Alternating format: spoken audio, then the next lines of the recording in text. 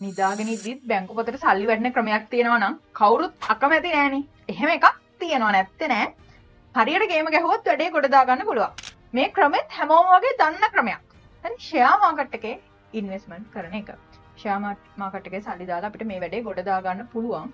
හැබැයි ගොඩක් වෙලාවට ඔය කරන විදිහේ වැරද්දක් නිසා තමයි ගොඩක් අයට ඕකෙන් කෙලවුණත් කෙලවෙන්නේ. මේක මේ හොඳට දන්නවා 1920 ගණන් වල ඇමරිකාවේ හිටපු මිනිස්සු.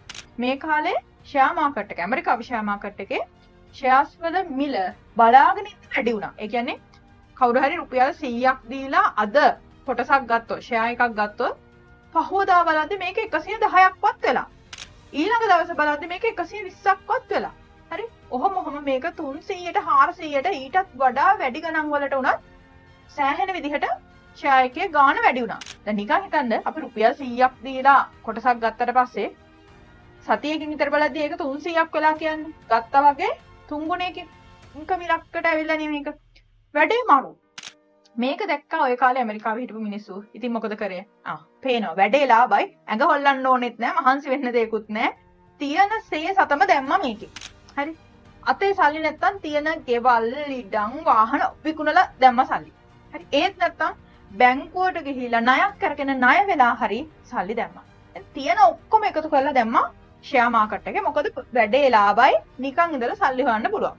හරි? දැන් ඔය වැඩේ ටික කාලයක් ඔය විදිහට යනකොට දැන් මේක දැන් වැඩි වෙනවා. හරි කට්ටිය දැන් මේව අරගෙන බලාගෙන ඉන්නවා. තව වැඩි වෙනකම් බලාගෙන ඉන්නවා. මේකේ හොඳම සෙල්ලම පටන් ගත්තේ 1929 ඔක්තෝබර් 29. මේකේ මිල පොඩ්ඩක් අඩු වුණා.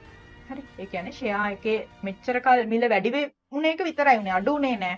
පොඩ්ඩක් අඩු වුණා. 290ට විතර අඩු වුණා කියලා නිකන් හිතන්න. මේක දැක්ක ගමන් කට්ටිය ෂොක් වුණා. පුල්හොල්මන් මොකද කරේ? දැන් මේක අඩු වෙයි කියන බයට කට්ටිය දැන් විකුණන්න ගත්තා. මොකද විකුණලා ලාභේ තමන්ගේ අතට ගන්න ඕනේ හින්දා. දැන් හැමෝම මේක විකුණන්න කියලා ෂෙයා මාකට් එකට එනවා හොයාගෙන. එතකොට මොකද වෙන්නේ? මේක විකුණන තදබදේ වැඩි වෙනකොට මේකේ මිල බලාගෙන ඉද්දි පහළටම ආවා.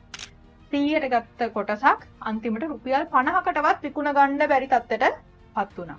දැන් මොකද උනේ? ගෙවල් විකුණලා, ඉඩම් විකුණලා, රස්සාවල් වලින් අස්සලා සේසතම මේකේ දාලා තිබ් එක නැත්තටම නැති කරගත්තා. මේකට ඒ කාලේ කිව්වේ ග්‍රේට් ડિප්‍රෙෂන් කියලා කිව්වේ. මේක මොකද හොඳටම කෙලවුණා, රටටම කෙලවුණා. රටට විතරක් නෙමෙයි මුළු ලෝක ආර්ථිකයකටම මේක බලපෑවා. ලෝකෙටම මේ කාලේ ආර්ථික විදිහට කෙලවුණ කාලයක්. හරි? ඒ නිසා මෙන්න මේ වගේ දේවල් අපි කරන්න හොඳ නෑ ෂෙයා මාකට් එකේ ඉන්වෙස්ට් කරනකොට. ඒ කියන්නේ මෙහෙම එකපාර මේකේ මිල වැඩි වෙනවා. අපිට ඔය පහුගිය කාලේ හන්ඩක් හම්බුණා. මෙන්න